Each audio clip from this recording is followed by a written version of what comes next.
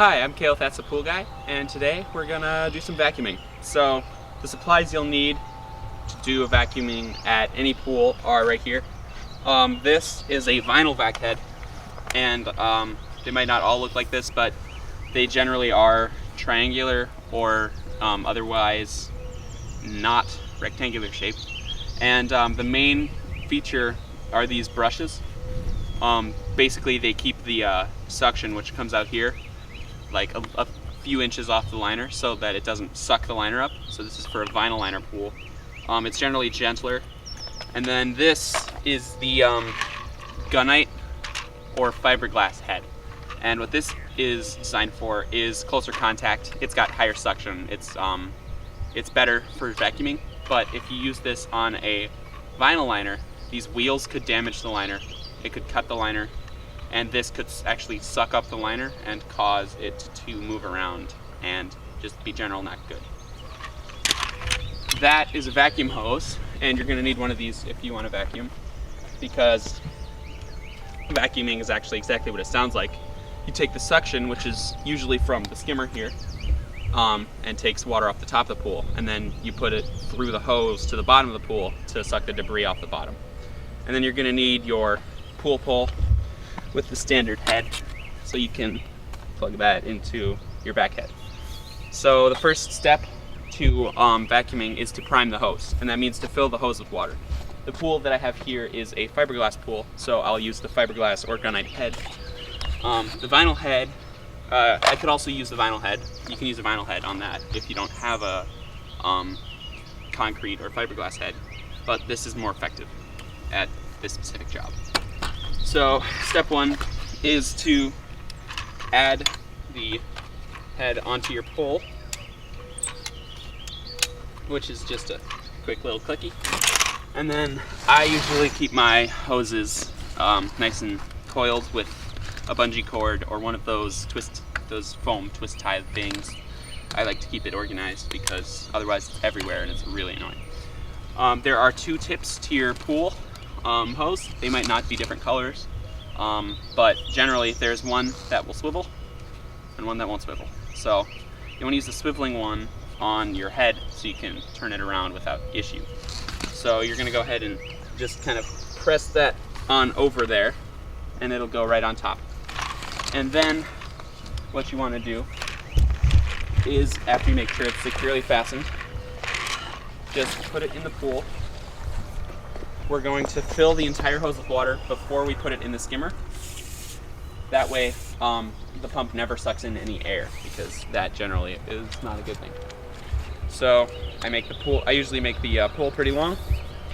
I put the vac head all the way down to the bottom of the pool. I just rest it there. Sometimes it'll start to walk away on you, so you kind of want to keep it near. Now to prime the hose, you want to feed it straight down into the water. That way water can flow into it freely, like this. I'm always feeding straight down. That way water fills the entire thing. Now I'm going to hold the vacuum in the other hand because it wants to walk away on me. Sometimes you can just prop it up against something, figure out something else. But if your hose is coiled, you're going to get these little loops, and you're going to want to like twist backwards like that so you can feed straight down. And you want to keep feeding, and essentially do the entire hose. And as you get down to the back, you should see a specific thing to happen at the head of the hose, which is the important thing. And what you want to see happen is water to flow right out of the top here. It should kind of burble out, just like that. That means the entire hose is full of water and you're set. So once you got that, kind of put your vacuum down. If you let your vacuum fall into the water, you're gonna have to get it, which is kind of annoying. So just keep a hold on that. Now you open your skimmer and take out your skimmer basket. The smart person would take it out first, but I'm obviously not a smart person. So, here, could you see if you could hold that? There you go.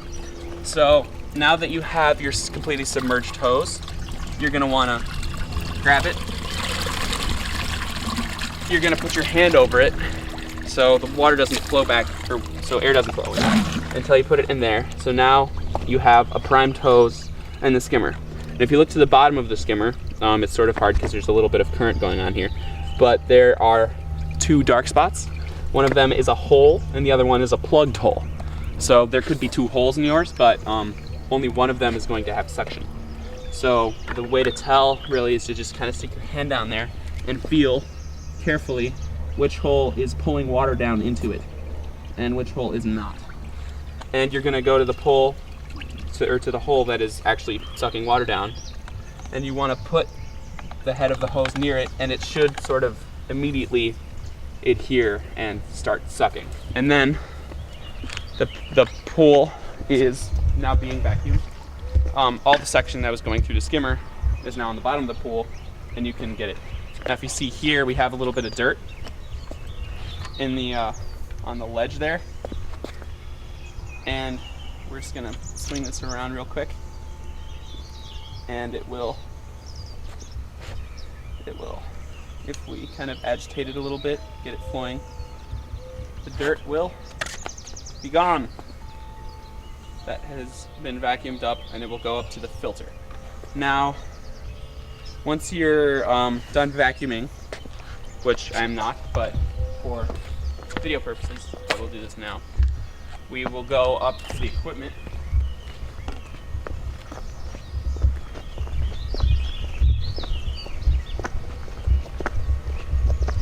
And at the equipment, it's important that you know how your pool works. This pool is a cartridge filter, which means there is a cartridge that cleans the water as it goes through inside this object. But essentially when you're done, you're going to want to backwash or clean out the filter, which we'll show you to do in a later video.